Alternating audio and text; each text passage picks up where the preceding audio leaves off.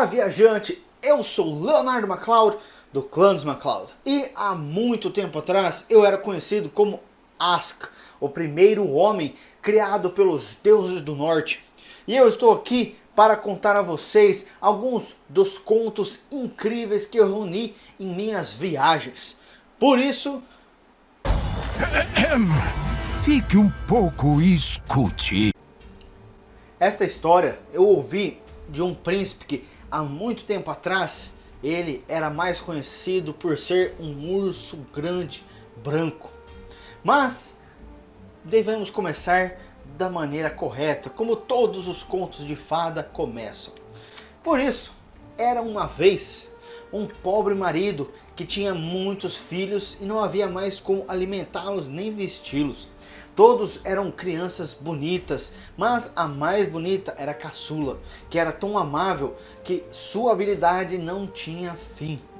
Uma vez, numa alta noite de uma quinta-feira de outono, o clima estava tão selvagem e violento lá fora e tão cruelmente escuro que a chuva caía e o vento soprava, fazendo as paredes da cabana balançarem.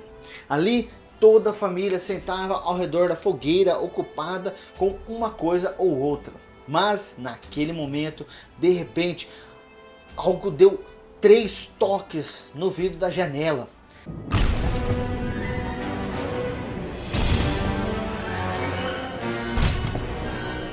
O pai saiu para ver qual era o problema e, quando atravessou o limiar da entrada, deparou-se com um grande urso branco.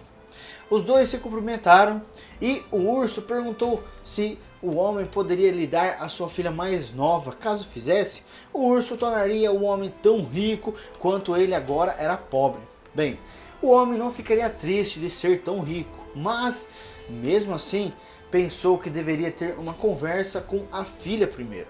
Então ele entrou e falou com seus filhos que havia um grande urso esperando do lado de fora, que dera a palavra de fazê-lo muito rico se ele apenas pudesse ter a filha mais nova. A menina respondeu não de forma direta. Nada poderia fazê-la dizer outra coisa.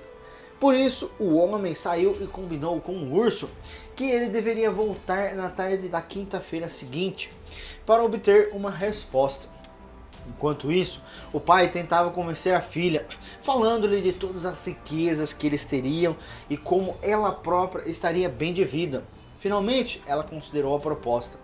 Lavou e remendou seus farrapos, arrumando-se o melhor que podia e estava pronta para partir. Eu não diria que deu trabalho arrumar as malas, né? E na tarde da quinta-feira seguinte, o urso branco veio buscá-la. Ela subiu nas costas do urso com sua trouxa e os dois foram embora. Eles seguiram por um longo caminho até chegarem a uma grande e íngreme colina. Ali, no pé da colina, o urso branco deu uma batida e uma porta abriu. Os dois entraram em um castelo onde havia muitas salas iluminadas, salões brilhando com prata e ouro. Lá também havia uma mesa já posta, tão grandiosa como se esperaria. O urso branco deu-lhe um sino de prata, que ele disse que quando ela precisasse de alguma coisa, ela precisava apenas tocar o sino. Depois de comer e beber, quando a noite se aproximou, a menina ficou com sono e pensou que gostaria de dormir, o que fez ela tocar o sino. Ela quase não percebeu quando chegou a um aposento onde havia uma cama feita, tão clara e branca quanto qualquer um gostaria, com travesseiros de seda e cortinas e franjas douradas. Tudo o que havia no quarto era de ouro ou prata. Quando ela foi para a cama e apagou a luz, um homem veio e deitou-se ao seu lado. Era o urso branco, que tirava sua forma bestial à noite, mas ela nunca o via, pois ele sempre vinha depois que as luzes eram apagadas e levantava antes do dia amanhecer. As coisas foram felizes por um tempo, mas eventualmente a jovem começou a ficar calada e tristonha, pois ficava por lá o dia todo sozinha e ansiava por ir para casa e rever seu pai, sua mãe, irmãos e irmãs. Um dia, quando o urso branco perguntou o que ela queria, a menina explicou que estava muito entediada e solitária ali e que desejava ir para casa ver sua família. Por essa razão, andava tão triste e pesarosa. Então, o urso disse que existia uma cura. Porém, ele alertou que ela não deveria falar com a sua mãe sozinha, apenas quando os outros estiverem por perto, pois a mãe iria tomá-la pela mão e tentar levá-la para um quarto sozinha para conversar. Assim, ela não deveria dar atenção ou iria trazer má sorte para os dois. Então, em um domingo, o urso veio e disse que eles podiam sair para ver o pai e a mãe dela. Eles foram com ela sentada nas suas costas e seguiram para muito longe. Chegaram a uma grandiosa casa. Lá estavam seus irmãos e irmãs correndo para fora das portas, brincando, e tudo estava tão bonito que dava alegria de ver. Quando ela alcançou a casa, o urso branco deu meia volta e a deixou. No instante que a menina entrou para ver seu pai e sua mãe, houve tanta alegria que parecia não ter fim. Nenhum deles achou que a agradeceria o bastante por tudo o que ela fez por eles. Agora a família tinha tudo o que desejava, tão bem quanto podia, e eles todos queriam saber como ela estava lá junto com o urso. Bem, a caçula disse que era muito bom onde morava, tinha tudo o que desejava. À tarde, depois do jantar, aconteceu como o urso branco previra. A mãe quis falar com a filha a sós em seu quarto, mas ela prestou atenção ao que o urso branco dissera e não subiu as escadas. Ela tentou de todas as maneiras despistar as tentativas da mãe de falar sozinha com a filha. Todavia, de uma forma ou de outra, sua mãe a encurralou, afinal, e ela teve de contar-lhe toda a história. Então contou como toda noite, quando estava na cama, um homem vinha e deitava-se ao seu lado, tão logo apagava a luz.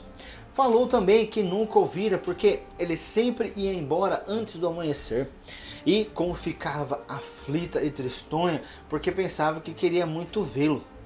Descreveu que andava pela casa o dia todo sozinha e como era chato, melancólico e solitário. A mãe então conseguiu colocar na cabeça da filha que ela tinha que descobrir quem dormia do seu lado, pois poderia ser um troll. Assim, a mãe deu à filha uma vela para usar para descobrir a identidade daquele que dormia na mesma cama que a filha. Conforme a noite se aproximou, o urso branco apareceu e levou a menina junto com ele. Os dois já haviam dado uma parte do caminho quando o urso branco perguntou se tudo acontecera como ele havia dito. Bem, ela não podia dizer que não tinha sido. Então ele disse: agora ouça, se você ouviu o conselho de sua mãe, trouxe má sorte a nós dois. E então tudo que se passou entre nós será o mesmo que nada. Ela exclamou que não havia dado ouvidos à mãe de maneira alguma. Ao chegarem em casa, a menina foi para a cama e a mesma velha história se repetiu. Veio o homem e deitou-se ao seu lado. Porém, na calada da noite, quando ouviu que ele dormira, ela levantou e acendeu um fogo, depois a vela, e deixou brilhar sobre ele. Então ela viu o mais amável príncipe que já se vira e apaixonou-se tão perdidamente por ele naquele instante que achou que não poderia viver se não lhe desse um beijo ali mesmo. E assim ela o fez, mas conforme o beijava, derramou 3 gotas quentes de cera em sua camisa, acordando-o. Agora, só fazendo uma pausa aqui para deixar um ponto para vocês lembrarem. Sabe a camisa que o príncipe está usando com as manchas de cera? Então, lembre-se dessa camisa porque ela vai aparecer mais para frente nesta história. Continuando, ele gritou: o que você fez? Agora você nos trouxe desgraças, pois se tivesse aguentado apenas mais esse ano, eu estaria livre. Tenho uma madrasta que me enfeitiçou, de modo que sou o urso de dia e o homem à noite. Agora todos os veículos estão cortados entre nós e eu devo ir até ela. Ela vive em um castelo que fica a leste do sol e a oeste da lua. E lá também há uma princesa. com um nariz de 1,5 m, que é a esposa que devo ter agora. A menina chorou e adoeceu, mas de nada adiantou. Ele tinha de partir. Então ela perguntou se não poderia ir com ele, mas o príncipe disse que não poderia. Porém, ela não desistiu e perguntou para ele onde ele estava indo, para que ela pudesse encontrá-lo, já que isso ela teria permissão de fazer. O príncipe lhe disse que ela poderia, mas não há caminho para aquele lugar e ficava a leste do sol e a oeste da lua. Na manhã seguinte, quando ela acordou, tanto o príncipe como o castelo tinham desaparecido. Depois de esfregar o sono dos olhos e ter chorado até cansar, partiu em seu caminho e andou por muitos dias, até chegar a um alto penhasco. Abaixo dele sentava-se uma velha que brincava com uma maçã dourada, jogando-a de um lado para o outro. A menina perguntou se ela conhecia o caminho até o príncipe, que vivia com sua madrasta em um castelo a leste do sol e a oeste da lua, e que deveria casar com a princesa de um nariz de 1,5 m. A velha perguntou como ela chegou a conhecê-lo e se talvez ela era a mocinha que deveria ter ficado com ele. A princesa disse que sim. Então a velha disse que tudo que ela sabe é que ele vive em um castelo e para lá ela deve ir tarde ou nunca. Ainda assim, a velha emprestou seu cavalo e nele ela poderia cavalgar até a próxima vizinha. Talvez ela fosse capaz de dizer o caminho. Quando chegar lá, ela deveria apenas dar um tapinha abaixo da orelha esquerda do cavalo e pedir que ele voltasse para casa. E ainda deu para a princesa a maçã dourada. Ela então subiu no cavalo e cavalgou por muito tempo, até chegar a outro penhasco, abaixo do qual sentava outra velha com uma escova dourada para desembaraçar cabelos. Aqui a menina perguntou se ela conhecia o caminho até o castelo, que ficava a leste do sol e a oeste da lua, e ela respondeu como a primeira velha fez, que não sabia nada a respeito, exceto a vaga localização. Então a segunda velha fez o mesmo que a primeira, deu o cavalo dela para a princesa e também deu a escova dourada de desembaraçar cavalos, pois poderia ser que houvesse algum uso para ela. A menina, novamente, subiu o cavalo e cavalgou por um longo caminho até se cansar muito. E ela chegou a outro penhasco, abaixo da qual estava mais uma velha feia, girando uma roca dourada dessa vez. A ela também a menina perguntou se conhecia o caminho até o príncipe e onde estava o castelo, que ficava a leste do sol e a oeste da lua. E foi a mesma coisa. Desta vez, a terceira velha disse que a princesa deveria cavalgar até o vento do leste e perguntar a ele. Talvez ele conheça essas partes e possa soprá-la para lá. E então a velha deu-lhe a roca dourada e disse que talvez encontre uma função para ela. A menina então cavalgou por muitos dias e cansou-se bastante antes de chegar à casa do vento do leste. Quando enfim alcançou, perguntou ao vento do leste se ele poderia dizer-lhe o caminho para o príncipe que residia a leste do sol e a oeste da lua. E ele disse que sim. O vento do leste havia frequentemente ouvido falar disso, do príncipe e do castelo, mas não podia dizer o caminho, pois nunca tinha soprado tão longe. Então, ele propôs acompanhar ela até seu irmão, o vento do oeste, pois talvez ele sabia já que ele era mais forte do que o vento do leste. Então, ela subiu nas costas do vento e eles seguiram velozmente. Ao chegarem lá, entraram na casa do vento do oeste e o vento do leste disse que a mocinha que ele trouxera era a que deveria ter tido o príncipe que vivia no castelo a leste do sol e a oeste da lua. Eles partiram a procurá-lo e, como ele tinha vindo com ela, gostaria de saber se o vento do oeste sabia como chegar ao castelo. Novamente foi a mesma conversa e ele acrescentou que talvez seu irmão, o vento do sul, poderia ajudar. Novamente ela subiu nas costas do vento do oeste desta vez e eles viajaram até o vento do sul. E também, novamente, aconteceu tudo da mesma maneira. Ele disse que já ouvira falar sobre o local, mas não sabia como chegar até aquele local. Por isso, sugeriu que eles fossem visitar o quarto irmão, o mais velho, que era o Vento do Norte. Novamente, ela subiu nas costas do Vento do Sul e eles saíram de sua casa a uma velocidade ainda maior. Dessa vez, ela não demorou na viagem. Quando chegaram na casa do Vento do Norte, encontraram-no muito bravo e contrariado, e lufadas frias saíam dele a longas distâncias. Malditos sejam o que querem! Rugiu para eles de cada vez mais longe e os atingiu com um calafrio gélido. Bem, disse o Vento do Sul, você não precisa ser tão boca suja, pois aqui estou eu, seu irmão, o Vento do Sul. E aqui está a mocinha que deveria ter tido o príncipe, que reside no castelo que fica a leste do sol e a oeste da lua. Ela quer perguntar-lhe se você já esteve lá e se pode dizer-lhe o caminho, pois ficaria muito alegre de encontrá-lo novamente.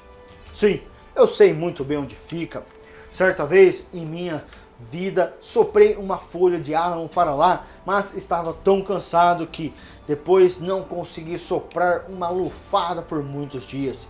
Se você realmente deseja ir até lá e não tem medo de vir comigo, eu a levarei em minhas costas e verei se consigo soprá-la.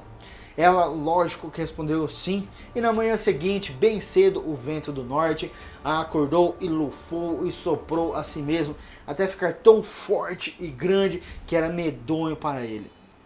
Então, eles partiram pelo alto dos céus, como se fossem parar até o fim do mundo. Enquanto isso, na terra, estava acontecendo uma tempestade muito forte, que derrubou vastos hectares de madeira e muitas casas. Ao atingir o grande oceano, navios afundaram a centenas. Eles seguiram e seguiram. Ninguém acreditaria no quão longe eles foram. E durante todo o tempo em que estiveram sobre o mar, o Vento do Norte ficava cada vez mais cansado e ofegante, a ponto de produzir uma lufada. Então eles começaram a descer e descer, até que ele passou a voar tão baixo a ponto das crestas das ondas borrifarem seus calcanhares. Eles não estavam tão longe da terra e o Vento do Norte ainda tinha força para arremessá-la à costa, abaixo das janelas do castelo que ficava a leste do sol e oeste da lua. Então ele ficou tão fraco e exaurido do esforço que teve que ficar lá e descansar por muitos dias antes que pudesse voltar para casa. Na manhã seguinte, a menina sentou-se embaixo da janela do castelo e começou a brincar com a maçã dourada. A primeira pessoa que ela viu foi a Nariguda, que deveria ter o príncipe. Então, a Nariguda, ao ver a maçã dourada, disse que estava disposta a pagar qualquer preço pela maçã. Logicamente, a princesa disse que daria a maçã se pudesse chegar até o príncipe que vivia lá no castelo e ficar com ele naquela noite. A Nariguda disse que aquilo poderia ser arranjado. Assim, a princesa ficou com a maçã dourada, mas quando a menina subiu para o quarto do príncipe à noite, encontrou-o em um sono profundo. Ela o chamou e o balançou, chorando muito, mas nada podia acordá-lo. Na manhã seguinte, tão logo o dia surgiu, veio a princesa com o narigão e a expulsou. Durante o dia, ela sentou-se abaixo das janelas do castelo e começou a desembaraçar os cabelos com a escova dourada. E logicamente, tudo aconteceu de novo pela segunda vez. A Nariguda viu a escova dourada, quis a escova dourada a qualquer preço. Então a menina disse que poderia ter a escova se ela pudesse passar mais uma noite ao lado do príncipe. Então as duas concordaram com o preço e a menina subiu e encontrou o príncipe novamente em um sono profundo. Por mais que chamasse, por mais que balançasse, chorasse, rezasse, ela não obtinha qualquer sinal de vida. Tão logo o primeiro raiar cinzento do dia surgiu, apareceu a princesa Nariguda e a enxotou novamente do quarto. Então, de dita, a menina sentou-se do lado de fora, abaixo das janelas do castelo, e começou a fiar com sua roca dourada. Isso também a princesa Nariguda queria ter. Então ela abriu a janela e perguntou o que ela queria pela roca. A menina novamente dissera, como dissera duas vezes antes, que ela não estava à venda por ouro ou dinheiro, mas se pudesse subir até o príncipe que estava lá e ficar com ele a sós naquela noite, a princesa poderia tê-lo. Então ela concordou. Mas agora você deve saber que havia algumas pessoas que foram levadas até lá. E enquanto eles sentavam em seus aposentos, que eram próximos ao do príncipe, eles ouviram uma mulher que estivera lá e chorara e rezara e chamara por ele 2 noites seguidas. Eles então contaram isso ao príncipe. E naquela noite, quando a nariguda veio com sua bebida sonífera para o príncipe, ele fingiu beber, mas jogou-a por sobre o ombro. Por isso, quando a menina entrou, ela o encontrou bem acordado e então lhe contou como havia parado lá. O príncipe então contou que ela havia chegado a tempo, pois no dia seguinte era o dia do casamento. Mas agora ele não iria casar com a nariguda e ela era a única mulher no mundo que poderia libertá-lo. Ele iria dizer que queria ver do que a sua futura esposa era capaz. Então iria pedir que lavasse sua camisa que tem 3 manchas de cera. E agora, lembram-se quando a menina tentou descobrir quem era aquele homem que deitava ao lado dela e manchou a camisa dele com a vela? Então essa era a camisa com as 3 manchas de cera. Continuando, ele disse que a nariguda iria dizer que sim, pois não iria saber que a princesa que foi quem pôs aquelas manchas na camisa. Como aquele é um trabalho para alguém que sabe o que está fazendo, o príncipe iria dizer que não queria uma esposa que não fosse capaz de remover as manchas. E então ele iria pedir à princesa para tentar remover a mancha. Logo em seguida, houve muita alegria e o amor entre eles naquela noite.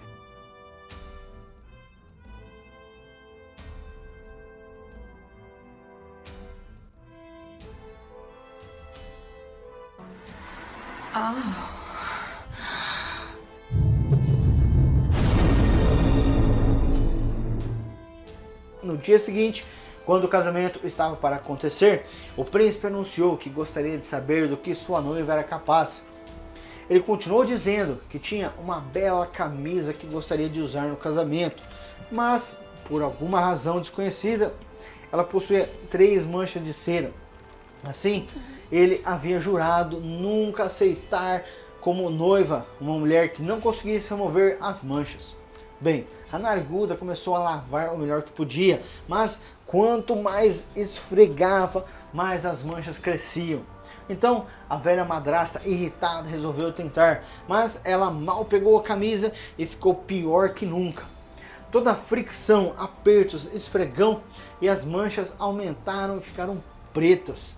Quanto mais escuras, mais feia ficava a camisa. Todos os outros trolls começaram a lavar, porém quanto mais o faziam, mais escura e feia a camisa ficava, até ficar tão preta como se tivesse saído de dentro de uma chaminé. E caso eu tenha esquecido de falar, a nariguda ela é na verdade uma troll. Como ninguém foi capaz de remover as manchas, o príncipe ordenou que trouxesse uma moça mendiga que estava do lado de fora para tentar. O príncipe perguntou para a moça se ela era capaz de remover a mancha. Então ela disse que não tinha certeza, porém iria tentar. E pouco depois de ela pegar e molhar na água, a camisa estava tão branca quanto neve e até alva. Diante disso, a velha madrasta ficou tão furiosa que estourou ali mesmo. E a princesa nariguda depois dela, assim como todo o bando de trolls em seguida. Ao menos jamais ouvi uma palavra sobre eles desde então. Quanto ao príncipe e à princesa, eles libertaram todos os que foram levados e presos lá no castelo e juntos levaram consigo toda a prata e ouro e partiram para o mais longe que podiam do castelo, que ficava a leste do sol e a oeste da lua.